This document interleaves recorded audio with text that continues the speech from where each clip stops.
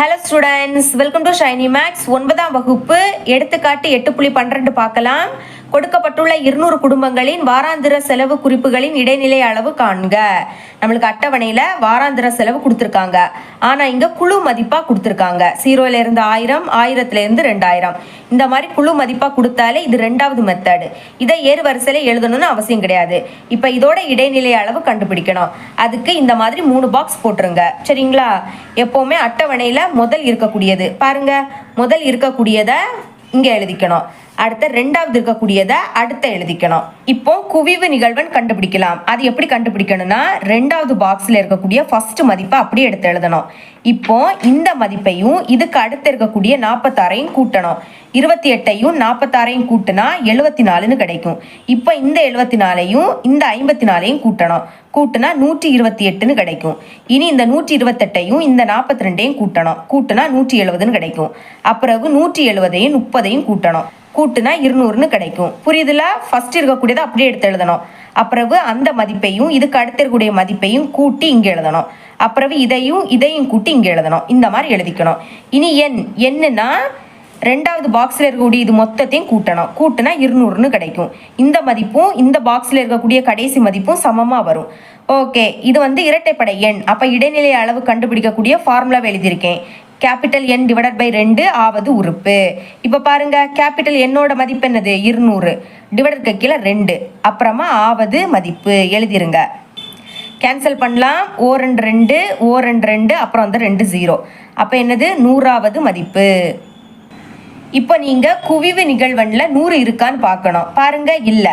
அப்போ அது எதுக்கு இடையில வருதுன்னு பாருங்க. 74க்கும் 128க்கும் இடையில தான் 100 வரும். அப்போ இந்த 2 மதிப்பெண்ணில் பெரிய மதிப்பெண்ணை பார்க்கணும், 128. அப்போ இதுக்கு நேராக இருக்கக்கூடிய இதை பார்க்கணும். இங்கே நம்மளுக்கு குழு மதிப்பாக கொடுத்துருக்கனால டைரக்டாக கண்டுபிடிக்க முடியாது. போன சம்மில் இதில் ஒரே ஒரு மதிப்பு இருந்து அதுதான் இடைநிலை அளவாக எடுத்துட்டோம். ஆனால் இங்கே 2000லேருந்து 3000 இதுக்குள்ளே இருக்கக்கூடிய ஏதாவது ஒரு மதிப்பு தான் இடைநிலை அளவாக இருக்கும். இதை கண்டுபிடிக்கக்கூடிய ஃபார்முலா இருக்குது. சரிங்களா? அதுக்கு ஒரு சில மதிப்பெல்லாம் தேவை, அதை நம்ம கண்டுபிடிக்கலாம். அதுக்கு நம்ம இதை தானே சூஸ் பண்ணோம். இதை அப்படியே ஒரு பாக்ஸ் போட்டு வச்சுருங்க. ஓகே, இப்போ இந்த குழு மதிப்பில் ஃபர்ஸ்ட் இருக்கக்கூடியது எல்லோட மதிப்பு. அப்போ எல்லோட மதிப்பு 2000. அப்புறமா இதுதான் எஃபோட மதிப்பு. சரிங்களா? இனி எம்னா நம்ம 128 குறிச்சிருக்கோம். அதுக்கு முன்னாடி உள்ள 74 தான் எம்மோட மதிப்பு. அப்புறமா சி எப்படி கண்டுபிடிக்கணும்னா 1000லேருந்து 0 கழிச்சா 1000ன்னு கிடைக்கும். 2000லேருந்து 1000 கழிங்க 1000 தான் கிடைக்கும். 3000லேருந்து 2000 கழிங்க 1000 தான் கிடைக்கும். இதில் இருக்கக்கூடிய எல்லாத்தையும் கழிச்சு பார்த்தீங்கன்னா 1000 தான் கிடைக்கும். அதுதான் சியோட மதிப்பு. இப்போ எல்லா மதிப்புமே தெரியும். அதை இந்த ஃபார்முலாவில் பிரதியிடலாம். எல்லோட மதிப்பு என்னது? 2000. அப்புறமா கூட்டல் N டிவைடட் பை 2 நம்ம கண்டுபிடிச்சோம். என்னது? 100. கேன்சல் பண்ணி கண்டுபிடிச்சோம் 100. அப்புறம் மைனஸ் எம்மோட மதிப்பு 74 டிவைடட் பை எஃபோட மதிப்பு 54 இன்டு அடுத்த சியோட மதிப்பு என்னது? 1000. சரிங்களா? அப்புறமா 2000 அப்படியே எடுத்து எழுதிருங்க. இனி கூட்டல் 100லேருந்து 74 கழிச்சா 26ன்னு கிடைக்கும். டிவைடட் கீழே 54 இன்டு 1000. இனி இது ரெண்டையும் கேன்சல் பண்ணலாம். 2 வைப்பாடு போகும். 2 4, பாக்கி 1. இப்போ இது 14. அப்போ 7 2 14. இனி இங்கே ஓ 2 அப்புறம் 3 2 6. இதுக்கு மேலே கேன்சல் பண்ண முடியாது. அப்போ என்ன பண்ணணும்? 2000 அப்படியே எடுத்து எழுதிருங்க. கூட்டல் 13ஐயும் 1000ஐயும் பெருக்குனா 13000 அப்படின்னு கிடைக்கும். 13 எழுதிருங்க. அப்புறம் 3 0.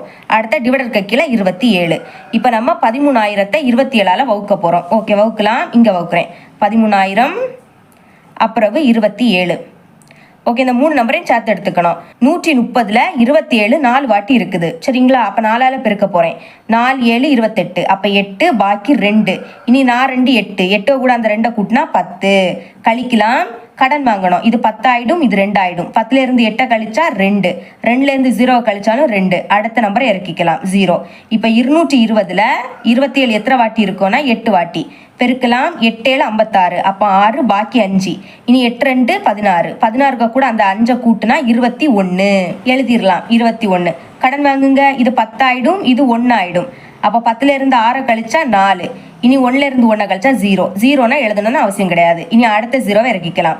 இப்போ 40ல் 27 எத்தனை வாட்டி இருக்கு? ஒரு வாட்டி. 1ஐயும் 27ஐயும் பெருக்கினா 27. கழிக்கலாம். இது 10 ஆயிடும், இது 3 ஆயிடும். 10ல் இருந்து 7 கழிச்சா 3. 3ல் இருந்து 2 கழிச்சா 1. இனி இறக்க எதுவுமே இல்லை, அதனால புள்ளி வச்சுக்கிட்டு 0 இறக்கிக்கலாம். இப்போ பாருங்க, ஆல்ரெடி பார்த்தோம். முதல்ல என்னது இருந்து 130. அப்போ 130ல் 27 எத்தனை வாட்டி இருந்து? 4 வாட்டி. அப்போ 4ஐயும் 27ஐயும் பெருக்க போறோம். பெருக்குனா 108ன்னு கிடைக்கும். ஓகேங்களா? கழிச்சா என்ன கிடைக்கும்? 22 தான் கிடைக்கும். இனி புள்ளி இருக்கிறதுனால ஒரு 0 இறக்கிக்கலாம். பாருங்க, அதே 220 தான் கிடைச்சிருக்கு. அப்ப இனிமே 8ஆல பெருக்கிறோம். பெருக்கும்போது 216ன்னு கிடைக்கும். அப்ப 8 இங்க 216. புள்ளிக்கு அப்புறம் 2 நம்பர் வந்தனால இதோட ஸ்டாப் பண்ணிக்கலாம். இப்போ பாருங்க, புள்ளிக்கு அடுத்து இருக்கக்கூடிய 2வது மதிப்பு 5 விடைக்கு பெரிய எண்ணா இருக்கு. அப்போ அதுக்கு முன்னாடி இருக்கக்கூடியதுல 1 கூட்டணும். அப்ப 481 புள்ளி 4ஐயும் 1ஐயும் கூட்டினா 5ன்னு கிடைக்கும். அதை எழுதிக்கலாமா? எழுதிக்கலாம். ஃபர்ஸ்ட் இந்த 2000 எழுதிருங்க, அப்புறம் கூட்டல். வகுத்தா என்ன கிடைச்சி? 481.5ன்னு கிடைச்சி. இப்போ இதை ரெண்டையும் கூட்டுங்க. 2000ஐயும் 481ஐயும் கூட்டுனா 2481ன்னு கிடைக்கும். அடுத்த இங்கே தான் புள்ளி 5 இருக்கு, அப்படியே புள்ளி 5ன்னு எழுதிருங்க. இதுதான் நம்மளோட இடைநிலை அளவு. இவ்வளோ தான் இந்த சம். இது